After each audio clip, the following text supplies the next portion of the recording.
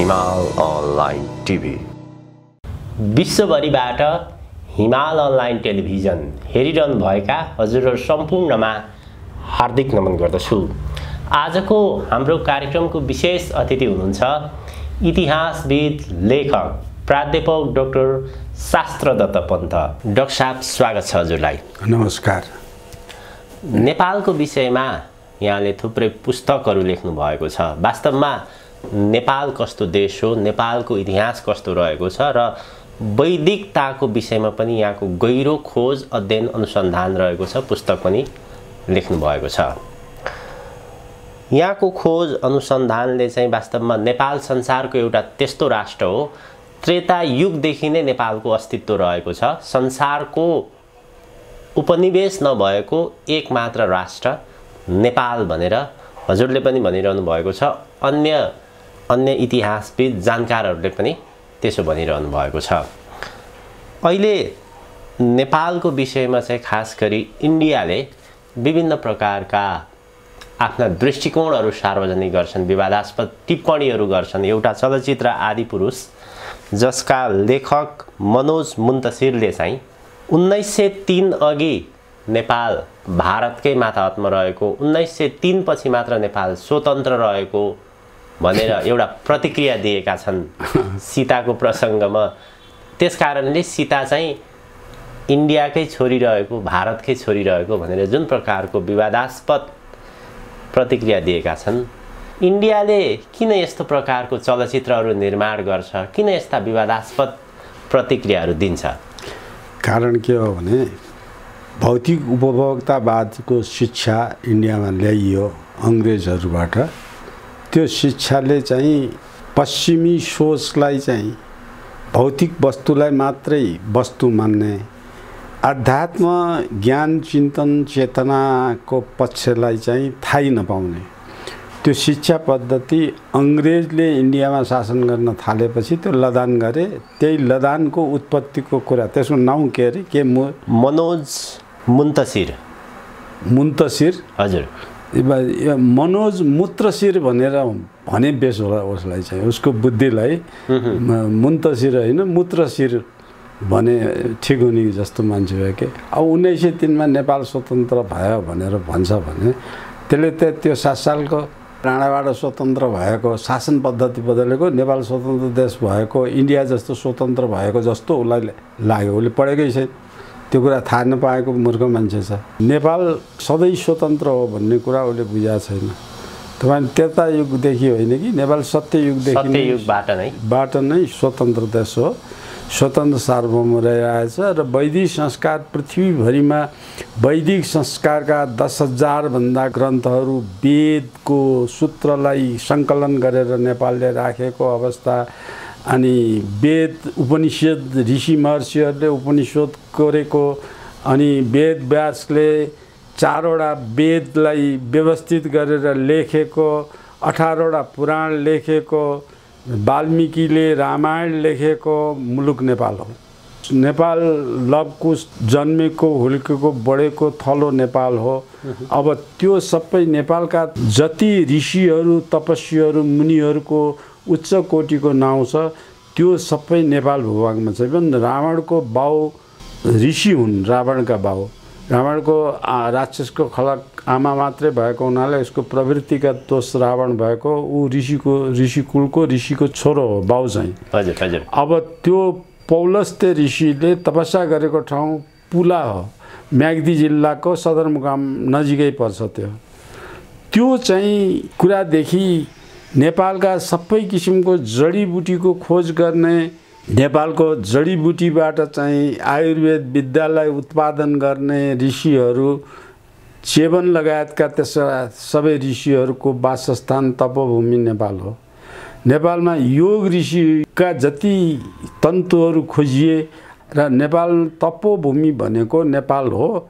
त्यो नेपालको अर्को नाउँ तपोभूमि हो। जम्मै ऋषि मुनिहरूले तपस्या गर्ने अथवा शान्त भएर कसैको डिस्टर्ब नहुने गरेर ठाउँमा गएर एकाग्र भएर अन्तानुभूति, त्यो ज्ञानको खोजी गर्ने थलो नेपाल हो।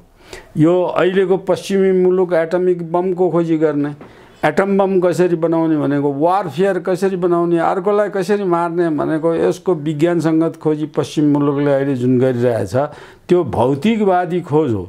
नेपालको चाहिँ तपस्या गर्ने भनेको अध्यात्म चिन्तन गर्ने हो। आत्मा के हो, परमात्मा के हो, ईश्वर के हो, कहाँ बस्छ, के गर्छ, किन चाहिँ यो यतिका सृष्टि गर्छ, यतिका सृष्टिपछि यतिका 84 लाख योनि जता यो विभिन्न जातका किरा फट्याङ्ग्रा आँखाले देख्न सकिने नसकिने किराहरू किन जन्माउँछ, किन सृष्टि गर्छ, किन बुढो बनाउँछ, किन चाहिँ मर्छ, फेरि नयाँ सृष्टि गरिराख्ने मरिराख्ने व्यवस्था किन छ, यो पञ्चतत्त्व संसारमा किन चाहिँ बनाइरहेछ, पञ्चतत्त्वको भूमिका के हो, त्यस विषयको खोज गरेर चिन्तन गरेर एकाग्र गरेर तथ्य पत्ता लगाउने विद्या भनेको आत्मज्ञान पाउने, आत्मशिक्षालाई चाहिँ पाउने, आत्मतत्त्वको खोजी गर्ने थलो, त्यसलाई भनिन्छ तपस्या। इन्डियाले चाहिँ यस्तो प्रकारको दाबी, खास गरी सीता इन्डियाकै छोरी रहेको, रामका कुराहरूमा पनि विवादास्पद टिप्पणीहरू दिन्छ, बुद्धको विषयमा अझ हामीले गुगलमा सर्च गर्ने हो भने चाहिँ केसम्म गुगलमा सर्च गर्न पाइन्छ भने शिव इज इन्डियन गड भनेर त्यहाँ चाहिँ गुगलमा त्यसरी सर्च गर्दाखेरि त्यस्तो देखाउँछ। यस्तो प्रकारको दाबी किन गर्छ इन्डियाले? इन्डियन मानसिकता यस्तो दाबी गर्ने एउटै जवाफ म तपाईँलाई दिन्छु। 1318 वर्षसम्म मुसलमान र क्रिस्चियन, मुस्लिम र क्रिस्चियनको शासनमा बसेर आफ्नो धर्म मान्न नपाउने अवस्थामा 1318 वर्षसम्म विदेशीको गुलाम भएकाहरू इन्डियन हुन्। म तथ्यसित प्रमाणित गरिदिन्छु। 1318 वर्षसँग गुलाम हुँदाखेरि 60-70 पुस्ता इन्डियनहरूले आफ्नो संस्कार संस्कृति हराइसके। इन्डियनले संस्कार संस्कृति हराइसकेको हुनाले तिनीहरूको बोल्ने शैली त्यो क्रिस्चियन शैली, मुसलमान शैलीमा यिनीहरू चाहिँ बोल्छन्। त्यही मुसलमान र क्रिस्चियनको मिसिएको बिउकोबाट उत्पादन भएका इन्डियनहरूको बुद्धि त्यस्तै हुन्छ। तिनीहरूलाई आफ्नो वैदिक सभ्यता र संस्कार संस्कृतिको कुराहरू थाहा नै छैन। यो चाहिँ थाहा नभएको हुनाले यिनीहरूको जिन 60 पुस्तादेखि 21 पुस्तापछि त जिन ब्लडमा पनि हराइसक्छ क्या, हिन्दुत्वको जिन। त्यो मोदी लगायत यसको लेखक लगायतका यो मनोजले लेखेका यिनीहरूका जिनको त जिनमा त क्रिस्चियन जिन छ, मुस्लिम जिन छ। यिनीहरू मानसिक रूपमा नै यिनीहरू हिन्दू छैनन्, यिनीहरू सनातनी छैनन्, यिनीहरू वैदिक छैनन्, पूर्वीय सभ्यताका अनुयायी नै छैनन्। मानसिक रूपमा यिनीहरूको ब्लड नै गइसक्यो, यिनीहरूको ब्लड जिन नै गइसक्यो। 21 पुस्तापछि शासन गरेको हुनाले अङ्ग्रेजकै जिन उनीहरूमा प्रवेश गरिसक्यो। त्यो अङ्ग्रेजको शासन मात्र गरेन, अङ्ग्रेजले संस्कृत पढ्न दिएन, वेद पढ्न दिएन, उपनिषद पढ्न दिएन, संस्कृत भाषालाई चाहिँ पढाउन दिएन। अनि ऊ अङ्ग्रेजीले पढायो, अङ्ग्रेजी शिक्षाकै हिसाबले त्यही क्रिस्चियनिटी मात्रै पढाउन लगायो नि, पढ्यो उनीहरूको। अनि यो पढ्न पनि दिएन, जिनले अलिअलि थामेर हिन्दू भनेर चाहिँ लिएर आएको। यसरी क्यालकुलेसन गऱ्यो भने मोदी पनि हिन्दू होइनन्, जसले हिन्दुत्वको गरिरहेछन्। त्यहाँ मनोहर भार्गव पनि हिन्दू होइनन्। तिनीहरू 21 पुस्ता काटिसकेपछि त जिनै रहन्न, डिएनए नै हुन्न। अहिले यिनीहरूको डिएनए जाँच गऱ्यो भने त मुस्लिम र क्रिस्चियनको डिएनए आइसक्छ होला यिनीहरूकोमा। त्यसो हुनाले यिनीहरू मानसिक रोगी भन्छ। त्यो लेखक जुन चाहिँ फिल्मको लेखक छ त्यो मानसिक रोगी हो, त्यो अपठित हो, अज्ञ हो, मूर्ख हो, बलजफ्ती गरेको। खालि अङ्ग्रेजहरूले उपनिवेश बनाएर एउटा ठुलो देश बनाइदिएको, अङ्ग्रेजले बनाइदिएको देशलाई लिएर त्यही धाकमा अहिले पनि हामी थुप्छन्। अङ्ग्रेजले यत्रो देश बनायो भने हामीले अझ योभन्दा ठुलो बनाउन सक्छौँ भन्ने एउटा चाहिँ भौतिक उपभोक्तावादी, अहमवादी, अनैतिक। धर्ममा अहम हुँदैन, अनैतिक काम गर्दैन, चरित्रहीन काम गर्दैन, असत्य कुरा बोल्दैन। त्यो हाम्रो धर्मको, वैदिक धर्मको चरित्र हो। त्यो इन्डियनले जे गरिरहेछ, असत्य बोलेछ, अनैतिक काम गरेछ, चरित्रहीन काम गरेछ, धर्म विपरीत काम गरेछ, आचरण विपरीत काम गरेछ, त्यस्ताले चाहिँ हिन्दू भन्नु नै अलग। इन्डियनहरूले त कुन प्रकार इन्डियनहरू कुनै यिनी जोगी भएको रामदेवको कुरा सुन्नुहोस्। जोगी भइसकेर संसारलाई एउटा मान्ने, संसारलाई नै आफ्नो मुलुक, आफ्नो घर ठान्ने हो जोगी भनेको। इन्डियाको मात्रै हुँदैन जोगी। त्यो रामदेव जोगी भएर अहिले चाहिँ इन्डियाको वकालत यसै गरे चाहिँ मैले पहिलो चाहिँ यो योग दिवस मनाउने बेला रामदेवले अरबमा गएर अतिथि ग्रहण गरेका थिए। मलाई चाहिँ याद छ। त्यो अरबमा गएर आतिथ्य ग्रहण गरिरहेका बेला त्यहाँ ब्यानरमा देवनागरी लिपिमा चाहिँ योग दिवस भनेर लेखेको थियो। त्यो योग दिवस को बैनर दिखाएर औंलाले दिखाएर रामदेवले देखिए हिंदी में लिखा हुआ है, हिंदी अक्षर में लिखा हुआ है भनेर रामदेवले हिन्दुस्तानको हिन्दू अक्षरले लेखेको हिन्दुस्तानको योग दिवस भनेर रामदेवले त्यहाँ भने। रामदेव जस्तो पठित मान्छेले पनि मूर्ख कुरा गर्यो। त्यो रामदेवले त्यहाँ चाहिँ भनेको कुरा चाहिँ हिन्दीमा लेखेको होइन, त्यो संस्कृतमा लेखेको हो। त्यो देववाणी अक्षरमा चाहिँ अक्षरमा लेखेको, देववाणीमा लेखेको, संस्कृत भाषामा लेखेको, त्यो हिन्दुस्तानी भाषामा हिन्दीमा लेखेको भनेर रामदेवले भन्नु।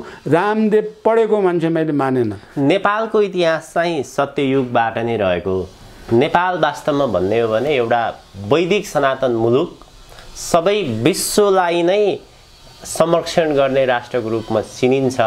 विद्वानहरूले त्यसरी आफ्ना विचारहरू इतिहासमा लेखेका छन्। कुनै न कुनै रूपमा त्यो अझै पनि खोज अनुसन्धान गर्ने हो भने त्यो पाइन्छ। तर इन्डियनहरूको दाबी उनीहरूको कस्तो छ भने एउटा त आजको नेपाल इन्डियाकै माथा हातमा रहेको छ। इन्डियाले नै माइक्रो म्यानेजमेन्ट गरिराखेको छ। इन्डिया भनेको दाइ हो, नेपाल भनेको भाइ हो। यदि इन्डिया को शरणमा नआउने हो भने अहिलेका नेपालीहरू बाँच्नै सक्दैनन्। इन्डियाले नै दाल चामल दिइरहेको छ, इन्डियाले नै बचाइरहेको छ। साह्रै हेपा प्रवृत्तिबाट तर्क गर्छन् नि इन्डियनहरू। किन यसो गर्छन् कि यथार्थ त्यही हो। यिनीहरू नैतिक र चरित्र दुईटै नभएका क्रिस्चियन ब्लडले बोलेको कुरा भाषामा भन्छु। यसको प्रमाण स्वरूप म तपाईलाई बताइदिन्छु। हिजो नेपालले यूपी, बिहार, पश्चिम बङ्गाललाई नेपालले धान चावल 10वटा धान चावल निर्यात कम्पनीबाट धान चावल पठाएर नेपालको धान चावलबाट बाँचेको इन्डिया हो। त्यो चाहिँ हिजो त्यस बेलामा हामीले तिब्बतमा नुन ल्याउँथ्यौँ, तिब्बतमा धान चावल पठाएर तिब्बतलाई पनि पालेका थियौँ। आज चीन सम्पन्न भयो, चीनबाट मेन लाइनबाट तिब्बतमा खानेकुरा आउँछ। अहिले त्यो तिब्बत मेन लाइन चाइनाबाट आउने खानेकुरा हामीले नेपालबाट तिब्बतलाई पठाउँथ्यौँ। तिब्बतमा त केही पनि उत्पादन हुँदैन थियो। अब वारपछि जब उत्तर कोरिया र दक्षिण कोरिया भाँगेर टुक्रा टुक्रै भयो, दक्षिण कोरियाले किरा फटेङ्ग्रा स्याङ्ला सर्प बिच्छी खाएर भने त्यो पनि खान पाएन। त्यस्तो अनिकाल पर्यो त्यसमा। दक्षिण कोरियामा त्यो अनिकाल परेको बेलामा नेपालमा राजा महेन्द्र थिए। महेन्द्रले दुःख परेको बेला असमलग्न तटस्थको उसमा एउटा छिमेकीले अर्को छिमेकीलाई मद्दत गर्नुपर्छ भनेर 10,000 टन चामल पठाइदिए अहिलेको दक्षिण कोरियामा। त्यो चामलले त्यहाँको राहत मिल्यो, धेरै मान्छे बाँचे, मर्नबाट त्यो चामलबाट बाँचे। र अहिले दक्षिण कोरियाका मान्छेले के भन्छन् भने दक्षिण कोरियाको मान्छेले अहिले नेपाललाई विशेष कोटा दिएर नेपाल गरिब भएछ, माओवादीले गरिब बनाएछ, त्यो गरिब भएकालाई विशेष कोटा दिएर हामीले जागिर दिएछौँ। दक्षिण कोरियामा किन जागिर दिएछौँ भने हामीले राजा महेन्द्रले गरेको गुणको बदला तिरेका हम यो भनेको छ दक्षिण कोरियाले। हजुर हजुर। दक्षिण कोरिया भनेको धर्मवादी राष्ट्र रहेछ भन्छु म। त्यसले चाहिँ गुण देख्यो नेपालले गरेको। त्यति बेला नेपालले सहयोग गरेको थियो, गुण आज देखिया छ। हजुर हजुर। त्यो गुण इन्डिया यिनै मोदी जन्मेपछि इन्डियामा मुसा खुवाऊ, इन्डियनलाई बचाऊ, शुक्रबार एक दिन भोकै बस भनेर चाहिँ अभियान चलाएर खान नपाएको बेलामा नेपालले चावल पठाएर चाहिँ धान चावल निर्यात गरेर खुवाएर पालेकोमा यिनी त्यसबेला तिमीहरूले पालेका थियौ, अहिले हामीले तिमीहरूलाई चाहिँ पाल्छौँ भनेर बदला। त्यो चाहिँ धर्मको भावना चाहिँ मोदी जस्तो धार्मिक भन्ने मान्छेले थाहा नपाउनु, अनि यो कलाकारहरूले थाहा नपाउनु, इन्डियाका मिडियाहरूले चाहिँ नपढिकन मिडिया कर्मी भएर इन्डियाका मिडियाहरू बसेका छन्, त्यो थाहा नपाउनु, नपढेको नजानेको कुरामाथि आक्रामक शैलीमा यसरी आउनु मूर्खता सिवाय अरू केही पनि होइन। मैले कोरियाको उदाहरण चाहिँ इन्डियन हिन्दू धर्मावलम्बीको पक्षपाती हो भने त त्यो चाहिँ एउटा असल मित्रले कसरी हिजो मलाई पालेका थिए, आज त्यो गरिब भयो कसरी पाल्ने? गरिब भयो होइन, यी गरिब पनि इन्डियाले बनाएको हो। माओवादी जस्तालाई द्वन्द्व गर्न लगाएर इन्डियाले गरिब बनाएको। हामी गरिब त थियौँ। यो प्रसङ्ग यहाँले उठान गरिरहँदाखेरि त्यति बेलाको नेपाल अहिलेको नेपालभन्दा सम्पन्न थियो? अहिलेको नेपालभन्दा धेरै सम्पन्न थियो नि, धेरै सम्पन्न, आत्मनिर्भर थियो नेपाल, पुरै आत्मनिर्भर थियो। नेपालले नुन बाहेक केही पनि आयात गर्दैन थियो, कुनै चिज पनि आयात गर्दैन थियो। घर यहाँ काठमाडौँमा त कुरा छोड्नुहोस्, पहाडको कुनामा जुम्ला हुम्ला कर्णालीसम्म घर बुना भन्ने शब्द त अहिलेसम्म जिउँदैछ नि। घर बुना भनेको घर घरै कपडा बुन्थ्यो। एउटा गाउँमा कपडा बुन्ने त घरमा घर घरै कपासको खेती हुन्थ्यो। अहिले त कपासको खेती गरेको त प्रचण्डले गएर खेती चाहिँ माओवादीलाई कालाई चाहिँ जग्गा बाँडेर सक्दियो, खेतीलाई कपास विकास बोर्डलाई बन्द गरेर चाहिँ खारेज गरिदियो इन्डियाको हितको लागि। अब कपास पनि इन्डियाबाट ल्याउने, कपडा पनि इन्डियाबाट ल्याउने, इन्डियाको दाल भात चामल पनि इन्डिया ल्याउने, यो सबै ल्याउने र नेपाललाई गरिब बनाउने इन्डियाको लक्ष्यलाई सघाएको त प्रचण्डले छ। तर यो प्रसङ्गमा चाहिँ यहाँले कलाकारको प्रसङ्ग पनि उठान गर्नुभयो। नेपालको चलचित्र इन्डस्ट्रीमा महानायकको रूपमा चिनिन्छन् राय समाल। उनले एउटा महत्त्वपूर्ण अन्तर्वार्तामा के भनेका छन् भने अहिलेको नेपाल र त्यति बेलाको नेपाल तुलना गर्न सकिँदैन। त्यति बेला नेपाल अत्यन्त गरिब थियो। मैले सुनेको छु त्यो। हजुर, तपाईँले सोध्न लागेको प्रश्न मलाई थाहा भयो। मैले सुनेको छु त्यो पढेर जानेर होइन, त्यो इन्डियाको पटकथा लेख्ने आदिपुरुष लेखे जस्तै, हजुर हजुर, मनोजले लेखे जस्तै यिनी पनि कलाकार हुन्। यिनले लेखे, यिनले सोझै आफ्नो अगाडि अहिले सडकमा गाडी चढ्न पाएछ। उनी सानो त गाडी पनि चढ्न पाउँदैन। अहिलेको नेपालीको लवाई खुवाईको स्तर त धेरै फरक छ। त्यति बेला त फरक भएको विकास होइन नि त। तपाईँले चाहिँ फरक भएको विकास भनेर भन्नुहुन्छ मागेर खाएर मागेर ल्याएको अवस्था त्यो हेरेर हुन्छ। अहिले यतिका धेरै अस्पताल छ, अहिले अस्पतालै छ। त्यसबेला अस्पतालै थिएन, त्यसबेला हैजा आउँथ्यो। उनले त्यही बोलेका छन्, हैजा आउँथ्यो, पखाला लाग्थ्यो, झाडा पखाला हुन्थे। त्यसबेला रोगी धेरै चाहिँ रोगी थिए, रोगले मर्थे भनेका छन्। त्यसबेला भन्दा बढ्ता रोगी अहिले छन्। त्यसबेला हस्पिटल थिएनन्, त्यो सही हो। तर त्यसबेला चाहिँ हस्पिटलमा जाने अवस्थाका मान्छेहरू त्यो हस्पिटलमा चाहिँ जाने बेला त्यसबेला हैजा भन्ने महामारी थियो। त्योभन्दा 10 गुणा ठुलो महामारी अहिले चाहिँ त क्यान्सर छ। त्यो त अहिले जन्मेको हो नि। डायबिटिज, त्यो कलेराभन्दा ठुलो महामारी डायबिटिज छ। त्यसबेला चाहिँ यो बिफर भन्ने पनि महामारी हुन्थ्यो। त्यो महामारी अहिले उन्मूलन भएको मात्रै हो। बिफर महामारीका कन्ट्रोल गर्ने मेकानिजम, त्यसको औषधि उपचार त त्यसबेला पनि हुन्थ्यो। त्यसबेला नभएको होइन। म पनि बिफरबाट बिरामी भएको मान्छे हो म पनि। त्यो चिजलाई तुलना गर्ने चाहिँ तथ्यगत कुरा छैन कि। त्यो बेलाभन्दा त्यसबेला सरदर आयुमा बाल मृत्युदर त्यसबेला धेरै थियो। अब तपाईँले हेरे त्यो बुझेकै छैनन्। बाल मृत्युदर त्योभन्दा अहिले धेरै छ। बाल मृत्युदर त्योभन्दा अहिले धेरै छ। तर बाल मृत्यु केलाई भन्ने त्यसबेला जन्म न सबै परिवार नियोजनको व्यवस्था थिएन। त्यो आविष्कारै भएको थिएन संसारमा आविष्कारै नभएपछि परिवार नियोजन गर्ने पद्धति थिएन। अनि 5वटा 6वटा 7वटा एउटै लोग्ने स्वास्नीबाट पनि 5 6 7 8वटा बच्चा जन्मिन्थे। बच्चा जन्मिँदा बच्चाको केयर, त्यो जन्मेपछि मृत्यु हुन्थ्यो। अब अहिले त्यो बाल मृत्यु दर त्यसबेला धेरै थियो। तर त्योभन्दा धेरै अहिले छ। अहिले बाल मृत्यु कसरी रोकियो भने 20 वर्ष नभई बिहा गर्न पाइन्न, तर सेक्सुअल इन्जोयमेन्ट गर्न पाइन्छ। अनि लभ म्यारिज गर्न पाइन्छ, एरेन्ज म्यारिज गर्न पाइन्छ, लभ म्यारिज गर्न पाइन्छ, लिभिङ टुगेदर गर्न पाइन्छ। अनि सेक्स गर्न पाएपछि बच्चा जन्म्यो भने अहिले कानुनले चाहिँ भ्रूण हत्या, पेटबाटै मार्न हस्पिटलमा गएर हत्या गरेर त्यो बच्चा निकालेर फाल्न पाइन्छ। अहिले त्यो निकालेर फालेका बच्चा बाल मृत्यु दर त्यसबेलामा भएको बाल मृत्यु दर र अहिले पेटबाट निकालेर फाल्ने बच्चा 3 गुणा बढी छ, 3-4 गुणा बढी छ। बाल मृत्यु दरलाई त्यो राजेश हमालले राम्ररी बुझ्यो। बाल मृत्यु दर त्यसबेलाभन्दा अहिले धेरै छ। त्यसले पढ्नु पर्यो, बुझ्नु पर्यो त्यो सबै किसिमको कुरा। कलेरा हैजा त्यसबेला आउँथ्यो, त्योभन्दा धेरै चाहिँ यस्ता सरुवा रोगहरू त्योभन्दा धेरै अहिले छन्। अहिले पनि कोभिड आएछ नि त। अहिले आएको होइन र कोभिड, त्यसले पनि मान्छे मारेन र। त्यस्तो आउनेलाई गणना त्यसबेलाकोलाई गणना गर्ने होइन नि, त्यो त जहिले पनि आउँछ। त्यसो हुनाले अहिलेको स्ट्राटेजी पर क्यापिटा राजेश हमालले सिक्नुपर्ने कुरा भने पर क्यापिटा आम्दानी कति छ, त्यो आम्दानीमा चाहिँ 1 जना अरबपतिको पैसा चाहिँ 1000 जना चाहिँ मगन्तेकोमा हालेर सरदर निकालेकोलाई मानेर यो प्रकारको टिप्पणी यसो हेर्दाखेरि त उनी पढे लेखेका मानिस नै धेरै व्यक्तिहरूको आइडलको रूपमा पनि चिनिने व्यक्तित्व हैन। उनले सबै कुरामा ज्ञान हासिल गर्दैनन्। यो कुरा उनले बोलेको सरासर गलत कुरा हो।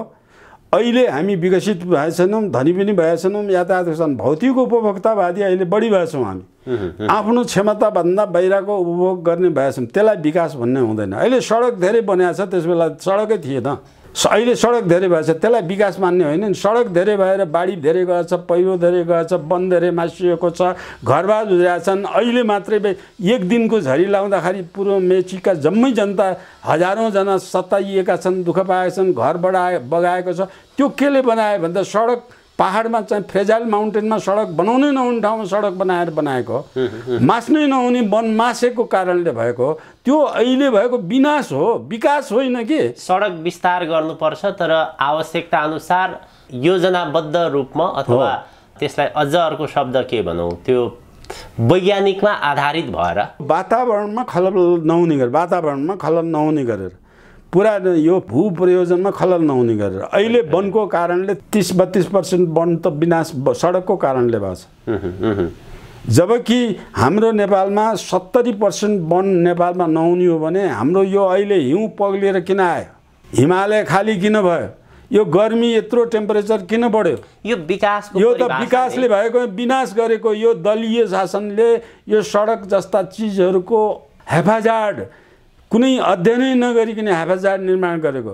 नेपालको पहाडमा बाढी पहिरो जानुमा चाहिँ यो बुलडोजर, क्रेन, ट्र्याक्टर यिनीहरू चाहिँ माथि हेभी इक्विपमेन्ट नेपालभित्र ल्याउनै हुँदैन। पहाडी भूभागमा तराईमा मात्रै हुन्छ, पहाडी भूभागमा ल्याउनै हुँदैन। त्यो निर्णय 2042 सालमा नेपाल सरकारले गरेको छ। यो राष्ट्रिय मूल नीति बनाएको छ। परिभाषा अथवा विकास भनेर जसलाई हामीले हेरिरहेका छौँ, आजभन्दा 12-15 वर्ष अगाडि, 20 वर्ष अगाडिको अवस्था हेर्ने हो भने चाहिँ हामीले नै नयाँ लुगा लगाउनको लागि 1 वर्ष कुर्नु पर्थ्यो, दसैँमा नयाँ लुगा लगाइन्थ्यो। यो प्रकारको प्रचलन थिएन। अहिले त दिनै पछि जस्तो नयाँ नयाँ लुगाहरू लगाइन्छ। र अहिलेको अवस्था हेर्दाखेरि फेरि उद्योग धन्दा कल कारखानाहरू चाहिँ नेपालमा छैनन्। हजारौँको सङ्ख्यामा प्रत्येक दिन जसो विदेशिएका छन्।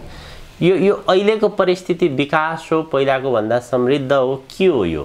अनि तपाईँको प्रश्न जवाब तपाईँले दिइसक्नु भएको छ। यो हजारौँजना विदेशिएका छन्, लाउन पाएका छैनन्। हजार जम्मै चाहिँ तपाईँले दिनदिनै फेर्ने कपडा चाइनाबाट, इन्डियाबाट, पश्चिम मुलुकबाट आउँछन्। नेपालले चाहिँ त्यो किन्नलाई, पैसा गर्नलाई विदेशीको गुलाम भएर, नोकर भएर विदेशमा गएर काम गरेर खान्छन्। त्यहाँबाट कमाएको पैसाले फेरि त्यही विदेशी किनेर खान्छन्। यसलाई विकास मान्य हो भने राजेश हमाललाई गएर सोध्नुहोस्। राजेश हमालले उनको दिमागमा लागेको एउटा हचुवा कुरा गर्नु, कुनै राष्ट्रिय क्यालकुलेसन गरेर हिसाब गरेर के विकास हो के विनाश हो पत्तै नलाइकन बोलेको कुरा भयो। राजेश हमाल बोलेको हुनाले मलाई 2-3वटा पत्रकारले सोधिसके यो कुरा। राजेश हमाल बोलेको कुराले चाहिँ राजेश हमाल जस्तो मान्छेले नबुझिकन बोल्न हुँदैन थियो। विषयगत व्यक्तिलाई चाहिँ सोचेर गर्नुपर्थ्यो। उनको कलाकारिता छ, उनी सज्जन मान्छे छन्, भद्र मान्छे छन्।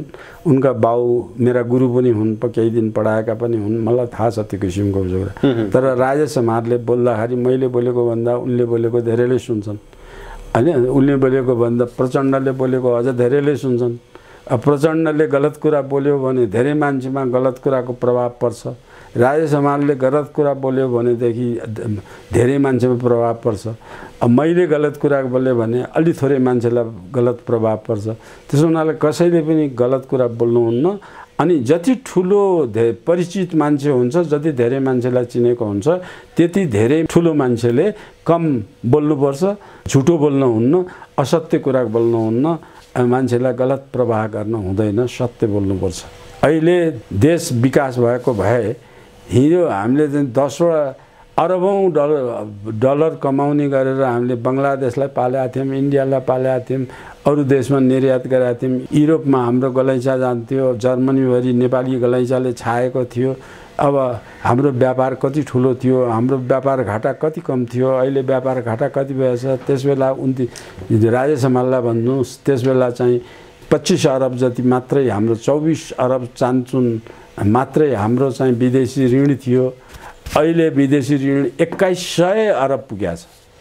त्यसबेला 24 अरब मात्रै थियो विदेशी ऋण, अहिले 2100 अरब पुगेको छ। यो 2100 अरब ऋण लिएर उनलाई विकास भन्छन् भने राजेश हमाललाई सोध्नुहोस्। नेपालमा घर घरै कपडा बुनेर मोटो कपडा हुन्थ्यो, तर त्यो कपासको हुन्थ्यो, कपासको स्वास्थ्यकर हुन्थ्यो। अहिले जम्मै एक्रिलिक्स र यो जम्मै पेट्रोलियम पदार्थबाट बनाएका कपडा लाउँछ। त्यो स्वास्थ्यको लागि हानिकारक, कैयौँ क्यान्सर समेतका, स्किन क्यान्सर समेतका रोग बनाउँछ यसले। त्यो स्वास्थ्यको लागि हानिकारक छ। त्यसबेला हामी सभ्य थियौँ कि अहिले सभ्य छौँ? वर्षको एकचोटि दसैँमा पर्खेर कपडा फेर्ने अथवा 2 जोर कपडा सिइन्थ्यो दसैँमा, वर्षको 2 जोर कपडा फेर्ने सभ्य थियो कि अहिले दिनदिनै नयाँ कपडा फेर्ने सभ्य छ? त्यो हेर्न पर्यो नि। त्यो अर्थतन्त्रबाट हेर्न पर्यो, सामाजिक सोचबाट हेर्न पर्यो, त्यो लगाई खवाईको स्वास्थ्यको दृष्टिकोणले हेर्न पर्यो। त्यसबेला चाहिँ यी सबै किसिमको कुरा, त्यसबेला घर घरमै पढाएर आचार्य गरेर संस्कृतका विज्ञ बनाउँथ्यो, तर डिग्री केही पनि हुँदैन थियो। तिनीहरू ज्ञाता थिए। अहिले चाहिँ पढेकोले केही पनि बुझ्दैन, डिग्री चाहिँ एमए पिएचडी को बोकेर ल्याउँछ सर्टिफिकेट। सङ्ख्यात्मक रूपमा अध्ययन गरेका मानिसहरू चाहिँ ज्यादा भए, सङ्ख्याको हिसाब गर्ने हो, तर गुणात्मक रूपमा चाहिँ अत्यन्त कम छ। अब त्यो हुनाले यसलाई हर सर्वाङ्गीण तरिकाले क्याल्कुलेसन गरेर एभरेजमा विकास भए मात्रै विकास हुन्छ, होइन भने विनाश भएको छ। अहिले म सानो छँदादेखि अहिलेको अवस्थामा हेर्दाखेरि मैले 99% विषयमा चाहिँ विनाश भएछ, 1% विषयमा विकास भएछ। अब 99 ठुलो कि 1 ठुलो त्यही हेर्नु। जनजीवनको हिसाबले चाहिँ अब हजुर पनि उमेरको हिसाबले त उकालो नै हो, त्यो बेला तपाईँहरूले अनुभव गर्दाखेरि जीवनयापन चाहिँ कठिन थियो? थिएन, कठिन थिएन। जीवनयापन सबभन्दा सजिलो, अहिलेदेखि सबभन्दा बढ्ता सन्तोष थियो। जीवनयापन भनेको तपाईँले लाउने, खाने, सुत्ने, हरेकको घर थियो, आफ्नो घरमा बस्थे, हरेकको गोठ हुन्थ्यो, आफ्नो गोठमा गाई भैँसी राख्थे, हरेकको चाहिँ धन्सार हुन्थ्यो, त्यो धन्सारमा धान राख्ने, पराल राख्ने, पाहुना आउँदा सुत्ने, त्यो किसिमको त्यो हरेकको थियो, हरेकको घरमा थियो, आफ्नो घरमा बस्थे।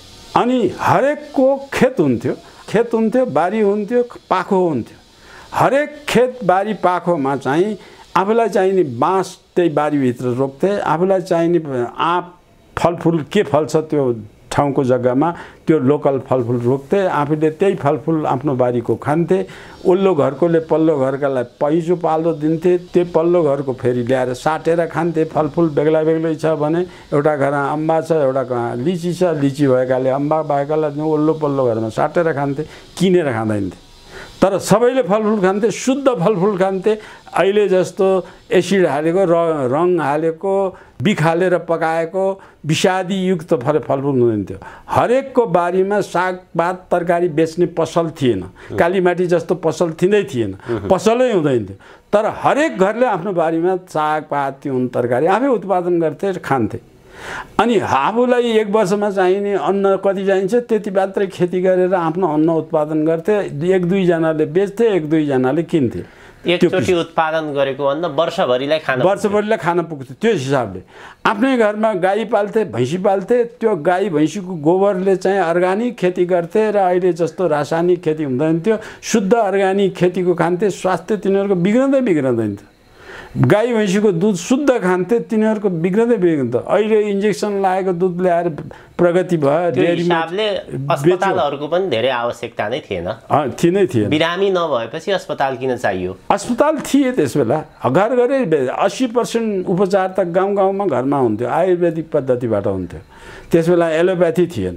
एलोप्याथी चाहिँ त धेरै पछि आएको। मैले जान्दाखेरि एलोप्याथी नेपालमा थिएन, आयुर्वेदिक अस्पताल नेपालभरि थिए। त्यसमा चाहिँ गाउँमै हुन्थे, गाउँमै त्यो पढेर बसेका हुन्थे।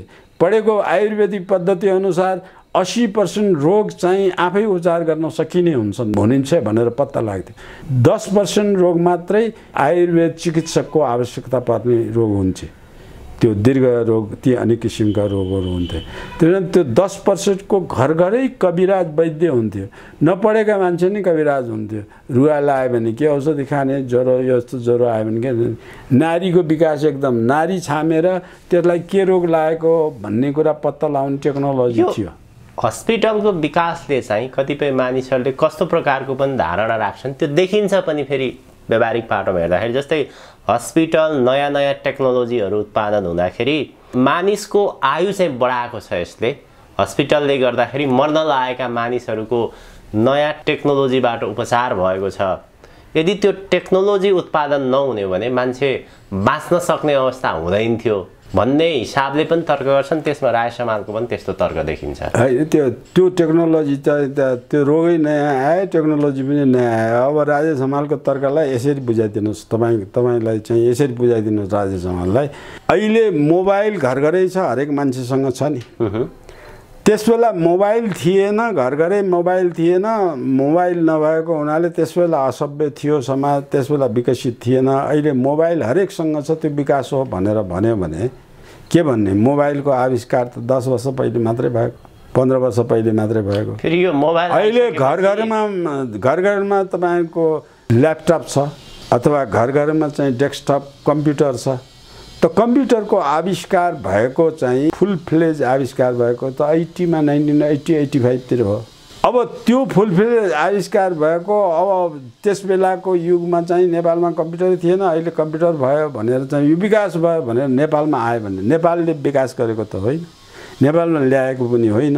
अनि त्यसमा दाबी गर्ने ठाउँ, आविष्कारै नभएको चिजलाई दाबी गर्ने ठाउँ। तपाईँले भनेको मेडिकल इक्विपमेन्टपट्टि नि त्यस्तै हो, तर त्यो कमर्सियल भयो, भौतिक उपभोक्तावादी भयो। बाँच्नु कि घरखेत विहीन हुनु, बाँच्नु कि मागेर खाने अवस्थामा भएर बस्नु, त्यो भौतिक, त्यो विकास होइन, त्यो विनाश हो। तपाईँले मर्ने मान्छे बचाउने चाहिँ मसिन इक्विपमेन्ट, एक्सरे, एमआरआई पत्ता लाग्ने मसिन बने, तर त्यो मसिन बनेर राज्यले निःशुल्क उपचार गरेर हरेकलाई बच्नुबाट बढायो भने त्यो आयु बढेको मानिन्छ। तर तपाईँले त्यो एउटा एमआरआई गर्ने बेला तपाईँ घर बेच्नुपर्ने, खेत बेच्नुपर्ने, अनि घरमा भाडा लिएर यहाँ काठमाडौँमा आएर बस्नुपर्ने अवस्था आउँछ भने त्यो विकास होइन। तपाईँ त्यसलाई चाहिँ लोकतन्त्र पनि भन्न सक्नुहुन्न, प्रजातन्त्र पनि भन्न सक्नुहुन्न, मानवाधिकार पनि भन्न सक्नुहुन्न, बाल अधिकार पनि भन्न सक्नुहुन्न, वृद्ध अधिकार पनि भन्न सक्नुहुन्न। त्यो नारा लाएर राजनीति चल्छ। त्यो दृष्टिकोणले हेर्दाखेरि त्यति बेलाको समयमा भन्दा अहिलेको समयमा चाहिँ मानिसहरू बाँच्न जिउन अत्यन्त कठिन छ, एकदमै सङ्घर्ष गरेर बाँचिरहेका छन्। बाँचेका मानिसहरू पनि मरेर बाँचिरहेका छन् अहिलेको परिस्थिति। ठ्याक्कै ठिक भन्नुभयो तपाईँले, यो कुरा सही हो। अहिले भौतिक उपभोक्तावादी सोच बढेको छ, अहिले चाहिँ भौतिक वस्तुको सोच बढेको छ। त्यो चाहिँ धनी देशहरूले गरिब देशलाई शोषण गर्ने परेको छ। नेपाल गरिब देशमा पर्छ। यो चाहिँ टेक्नोलोजी डेभलपमेन्ट गरेर जुन बेला अहिले एमआरआई चाहिँ करोडौँ रुपियाँ खर्च गरेर नेपालमा आयात गर्नुपर्ने सट्टा नेपालले उत्पादन गरेर निर्यात गर्छ भने, तपाईँले ल्याएको यो क्यामेरा नेपालले उत्पादन गरेर सस्तोमा विश्वभरि निर्यात गर्छ भने, तपाईँले ल्याएको ल्यापटप, कम्प्युटर, यो सबै चाहिँ मोबाइल नेपालले उत्पादन गरेर बाहिर पठाउँछ भने टेक्नोलोजीलाई युज गरेर हामीले विकास गरेका हौँ भन्ने कुरा भन्न सकिन्छ। तर अहिले यसलाई विकास मान्ने, तर एउटा सिनको पनि नेपालमा बनाउने नभन्ने, नेपालको इकोनोमी तहस नहस भएर नेपाललाई बाँच्न पनि गाह्रो। यो तपाईँहरूलाई सबैलाई चाहिँ राजेश हमाल जस्तोलाई थाहा नहुने कुरा के हो भन्दाखेरि ल्यापटप बिग्रिएर फालिएका ल्यापटप कति अरब रुपियाँ नेपालमा जान्छ। नेपालको चाहिँ वेबसाइट विदेशीले अमेरिकाबाट चलाएर नेपालले किनेर कति अरब रुपियाँ वेबसाइटबाट हाम्रो अमेरिकामा जान्छ। नेपालका भेहिकल प्रयोग गर्ने जो मोडल नयाँ नयाँ बनाएका छन् त्यो नोइडाबाट कति खरब रुपियाँ नेपालबाट बाहिर जान्छ। नेपालको त्यति मात्र होइन, सामान्य घर खेतमा उत्पादन गर्ने तरकारी समेत आयात गरेर कति खरबौँ रुपियाँ इन्डिया, यही नजिकै इन्डिया पनि जान्छ, बङ्गलादेशमा जान्छ, एक किसिमको हिसाबले गर्दा। त्यसो हुनाले हाम्रो हरेक कुरालाई चाहिँ माइन्युटली राष्ट्रियताको दृष्टिकोणले, रोजगारको दृष्टिकोणले, मानिसले पाउने रोजगारको अवस्थाले अनि त्यसको जीवनस्तर, जिउने खर्चभन्दा आम्दानी बढी हुने। उदाहरणको लागि अहिले थाइल्यान्डले गरिरहेछ, सिङ्गापुरले गरिरहेछ, मलेसियाले गरिरहेछ, दक्षिण कोरियाले गरिरहेछ। त्यो गर्ने क्षमतामा नेपालमा भइसकेको, नेपालमा एसियन स्ट्यान्डर्ड बाई 2000 बनाइसकेको, राजा वीरेन्द्रले बनाइसकेको भत्काउने अनि गरिब बनाएर पठाउने अनि हामी विकसित भयौँ भनेर गर्व गरेर हिँड्ने, त्यो चाहिँ झुटो कुराको झुटो खेती हो। अब त्यो नेता कुन नेताले भनेका भरा राजेश हमालले भनिदिए। यथार्थमा हेर्ने हो भने चाहिँ अहिले चाहिँ हामी गुलामी छौँ, किनभने हामीसँग उद्योग धन्दा, कल कारखाना, उत्पादन केही पनि छैन। आफ्ना भएका बेच्यौँ, आफ्ना भएका ध्वस्त बनायौँ, बिगाऱ्यौँ, पड्कायौँ। अहिले पनि माओवादी जस्ताका ट्रेड युनियनहरू छन्, जुन ट्रेड युनियनले कहिले सिन्डिकेट, कहिले के गरेर राम्ररी व्यापारीलाई उत्पादन गर्नै दिँदैनन्। तपाईँको यही मिडियामा तपाईँले हिँडेर रोजीरोटीको कुरा गर्न छ, यो मिडियामा कतिवटा ऐन ल्याएछ, कतिवटा कानुन ल्याएछ, तपाईँलाई स्वतन्त्र भएर काम गर्न यसैमा पनि दिन्न। अनि तपाईले चाहिँ ल्यापटप उत्पादन गर्ने कारखाना खोल्नुभयो भने तपाईलाई दिनदिनै बन्दुक तेर्साएर उत्पादन जति उसैले लैजान्छ। त्यो अवस्थाको नेपाललाई विकसित नेपाल भनेर भन्न सकिने, विकास गर्ने वातावरण बन्न सक्ने अवस्थामा छँदै छैन। उदार अर्थनीति जस्तो नेपाल जस्तो केही उत्पादन नगर्ने मुलुकले लागू नै गर्न हुँदैन। हामी उपभोक्ता मात्र भयौँ। वास्तवमा अहिलेको समयमा चाहिँ हामीसँग उत्पादन केही पनि छैन। उद्योग धन्दा कल कारखाना जनबेसी खान पर्यो, त्यो खान पनि सकेका छैन। त्यही खान नसकेको कारणले विषाक्त युक्त खाएर हजारौं किसिमका रोग त्यो खानाले ल्याएछ कि। हाम्रो मैले अर्ग्यानिक खाना घर घरै भएर देशै अर्ग्यानिक थियो, त्यो खानाले कुनै पनि रोग लाग्दैन। हामी कटनले कपासको कपडा मात्रै लाउँथ्यौँ, त्यो कपडाले कुनै रोग ल्याउँदैन थियो। अहिलेको खाना जुन आयात भएको विषाक्त खाना छ, नेपालभित्रै उत्पादन भएको नि तपाईँ धान खेती गर्न, गहुँ मकै तोरी खेती गर्नलाई तपाईले चाहिँ रासायनिक मल हाल्नुहुन्छ, त्यो विषाक्त हो। अनि त्यसपछि त्यहाँ रोग लाग्यो भनेर औषधिहरू जम्मै फलिडल लगायतका यावत विश्वले मान्यता नदिएका औषधिहरू नेपालमा प्रयोग हुन्छन्। अब त्यो बिखालेको सागपात खान्छौँ, बिखालेको तरकारी खान्छौँ, बिखालेको चामल खान्छौँ, बिखालेको अन्न खान्छौँ। अझ बिखालेर प्रिजर्भ गरेको बिफहरू अमेरिका बेलायतबाट आयात गरेर हजारौं दिन त्यो फ्रिजमा डिफ्रिजमा राखेका विषाक्त भएका खाना पनि हामीले खान्छौँ। अनि हामी निरोगी भयौँ। अहिले चाहिँ एभरेज आयु बढ्ता बढेर गयो भनेर हजारौं रोग छ। त्यो रोगलाई प्रतिष्ठान गर्नलाई हजारौं प्राइभेट कारखानाका रूपमा कमाउ ठग कम्पनीको रूपमा चाहिँ अस्पताल बनाएका छन्। कुनै अस्पताल सरकारी नियतले, अस्पताल भनेको हरेक चिज निशुल्क पाउने हो, हरेक चिज निशुल्क उपचार गर्नेलाई अस्पताल भन्छ। यी अस्पतालै हैनन्, यी त कसाईखाना हुन्। नेपालमा कसाईखाना मात्रै बढाएका छन्। मर्यो भने लास दिन्न। तपाईँ पत्याउनु हुनु भने एउटा त्यो फिल्म आमा भन्ने फिल्म त्यसको रिप्रेजेन्ट गर्छ नेपाल विकसित छ कि अविकसित छ स्वास्थ्य क्षेत्रमा भन्ने आमा फिल्म हेर्नु भन्नुहोस् राजेश हमाललाई। कतिपय त्यस्ता केसेसहरू, लुकाइएका केसेसहरू छन् जो चाहिँ मरिसकेको 10 दिनसम्म राखेर 10 दिनपछि मृत घोषणा गरे। त्यो 10 दिनभरिको चाहिँ नै वसुली गरेका कुरा हो। त्यो कुरा त्यसमा पनि त्यो फिल्ममा पनि देखाइएको छ। अब अक्सिजनमा राखेर ब्रेन डेथ भइसकेको मान्छेलाई दिनको 50,000 पैसा असुलेर 10 दिन 15 दिन 20 दिनसम्म ब्रेन डेथ भएकालाई चाहिँ औषधि किन्दै त्यो चलाउँदै गरेर चाहिँ गरिराखेको कुरा, त्यही आमा भन्ने फिल्म हेर्नुहोस् न। त्यो हजुर डाक्टर साहब, हामी कार्यक्रमको लगभग अन्त्यतर्फ छौँ। छोटकरीमा मात्र रामको विषयमा कहिलेकाहीँ कुराकानी उठ्छ। राम कतिपय विद्वान बुद्धिजीवीहरूले चाहिँ चितवनको माडीमा जन्मिएको, त्यहाँ केही अवशेषहरू पनि फेला परेको, केपी शर्मा ओली प्रधानमन्त्री हुँदाखेरि ती प्रसङ्गहरू उठान भएका थिए। उनले चाहिँ त्यहाँ मूर्ति पनि, राम सीताको मूर्ति पनि स्थापना गरेका छन्। वास्तवमा राम नेपालमै जन्मिएका हुन् कि अथवा भारतले त फेरि दाबी गर्दै आइरहेको छ राम इन्डिया? राम त हेर्नुहोस्, अब भारतले जस्तै राम केपी ओलीले नेपालमा जन्मेका हुन् भने पनि त्यो अनुसन्धानको विषय हो। अनुसन्धानकर्ताले के प्रमाण गर्छन् त्यसमा निर्भर गर्छ। त्यो मैले नेपालमा जन्मेका हुन् भने त्यसै हचुवा दाबी गर्न हुँदैन। अब अर्को कुरा, राम नेपालमै जन्मेका हुन् भने अयोध्यामा जन्मेका त हुन् नि। अयोध्या त त्यसबेला नेपालकै भाग थियो नि। हजुर हजुर। अनि राम नेपाली हुन् भनेर त्यस मानेमा भन्ने हो भने राम नेपालमा जन्मेका हुन्, सीता पनि नेपालमा जन्मेकी हुन्। सीता जन्मेको भूभाग त अहिले पनि नेपालमै छ।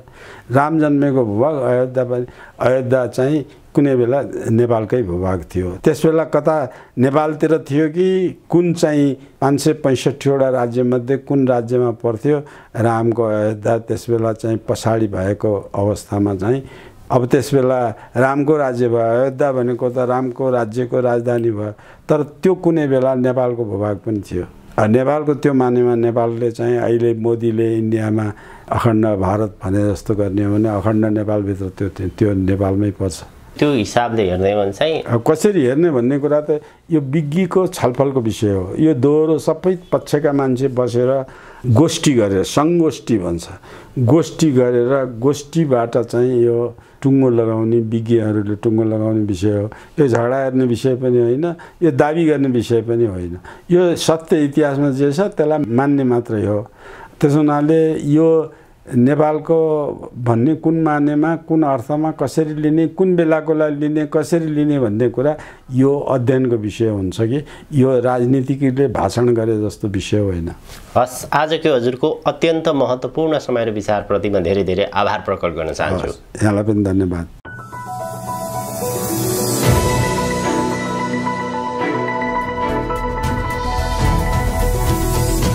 हिमाल अनलाइन टिभी।